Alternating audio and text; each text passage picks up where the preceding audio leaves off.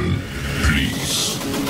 The show starts in 10, 9, 8, 7, 6, 5, 4, 3, 2, 1, go.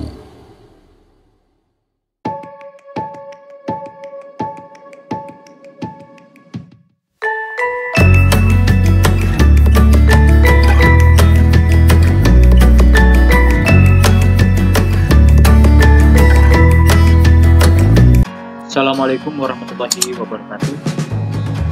Salam sejahtera buat kita semua. Kembali lagi bersama saya di channel Ari Teacher Bahasa. Untuk kali ini kita akan membahas bab 3, yaitu tentang teks ceramah. Oke, kita lanjutkan saja. Nah, ini adalah salah satu contoh teks ceramah. Jadi biasanya digunakan dalam acara pidato, kemudian ceramah, pendidikan, seminar. Oke, ini adalah salah satu contohnya. Kalian bisa lihat, bisa baca.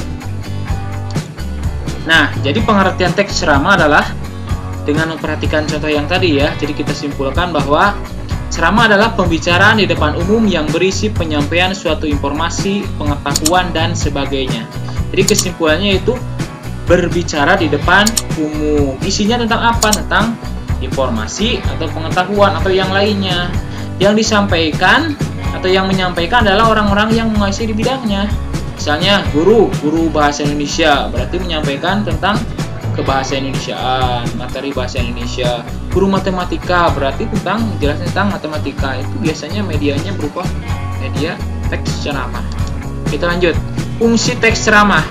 Berdasarkan contoh ceramah tersebut dapatlah kita simpulkan bahwa ceramah merupakan teks yang berfungsi untuk menyampaikan informasi edukatif, informasi berupa edukasi, pendidikan yang berupa pengetahuan kepada khalayak, juga untuk mengajak atau meyakinkan kita, mengajak kita ke dalam kebaikan. Oke, kita lanjut. Menentukan isi dan struktur dalam teks ceramah. Yang pertama ada yang disebut dengan pembuka. Nah, pembuka ini berupa pengenalan isu masalah, biasanya di bagian awal.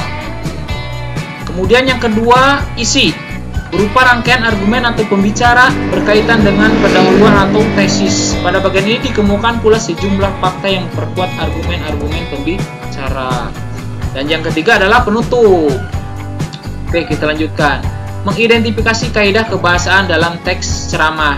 Nah, yang pertama, menggunakan kata ganti orang pertama atau tunggal. Nah, biasanya di sini menggunakan kata ganti orang pertama atau tunggal dan kata ganti orang kedua atau jamak sebagai sapaan. Misalnya di sini kata ganti orang pertama saya, berarti ganti dengan aku.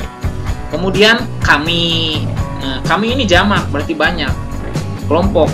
Teks ceramah seringkali menggunakan kata sapaan yang dituju pada orang banyak, seperti hadirin, para hadirin yang terhormat, kalian, bapak-bapak, ibu-ibu, atau saudara-saudara. Kemudian yang kedua, menggunakan kata-kata teknis atau peristilahan yang berkenaan dengan topik yang dibahas.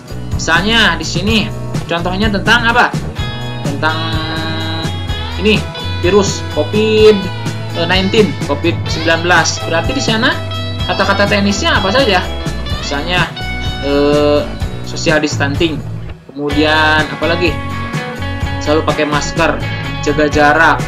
Itu. Kemudian yang ketiga ini, menggunakan kata-kata yang menunjukkan hubungan argumentasi sebab akibat. Misalnya di sini jika, maka, sebab, karena, dengan demikian, akibatnya, oleh karena itu. Selain itu, dapat pula digunakan kata-kata yang menyatakan hubungan temporal atau perbandingan atau pertentangan. Seperti sebelum itu, kemudian, pada akhirnya, sebaliknya, berbeda halnya, namun. Oke, kita lanjut. Yang keempat, menggunakan kata-kata kerja material. Seperti diharapkan, memperhatikan, memperkirakan, mengagumkan, kemudian menduga, berpendapat, berasumsi, kemudian menyimpulkan. Dan yang terakhir, yang kelima, menggunakan kata-kata persuasif seperti hendaklah, sebaiknya, diharapkan, dan perlu atau harus. Menyusun teks ceramah. Yang pertama, menentukan topik. Nah, topiknya apa? Misalnya pengalaman pribadi, hobi, keterampilan. Ditentukan dulu topiknya. Kemudian yang kedua, merumuskan tujuan ceramah.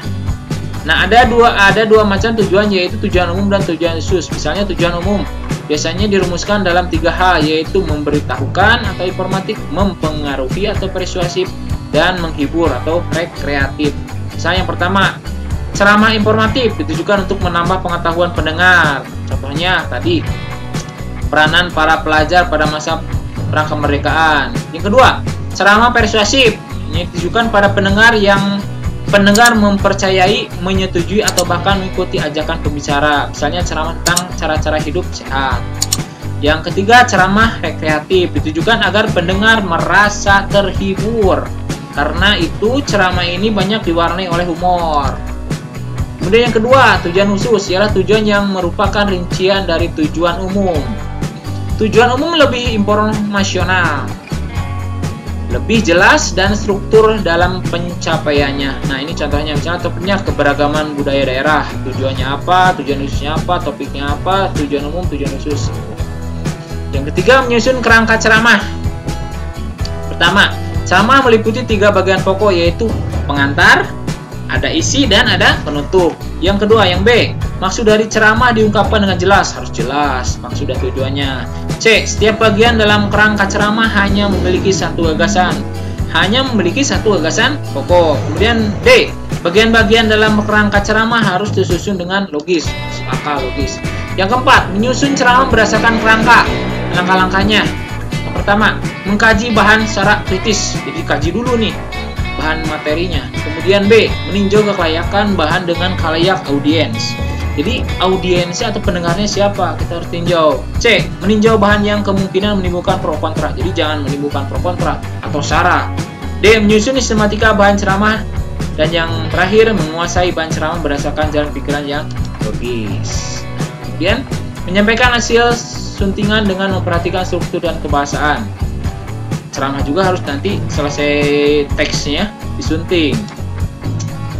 Ini penyuntingan bertujuan untuk menyempurnakan atau untuk mengurangi kekeliruan. Oleh karena itu, seseorang penyunting setidaknya harus tahu dulu cara penulisan karangan yang baik, kemudian memahami masalah.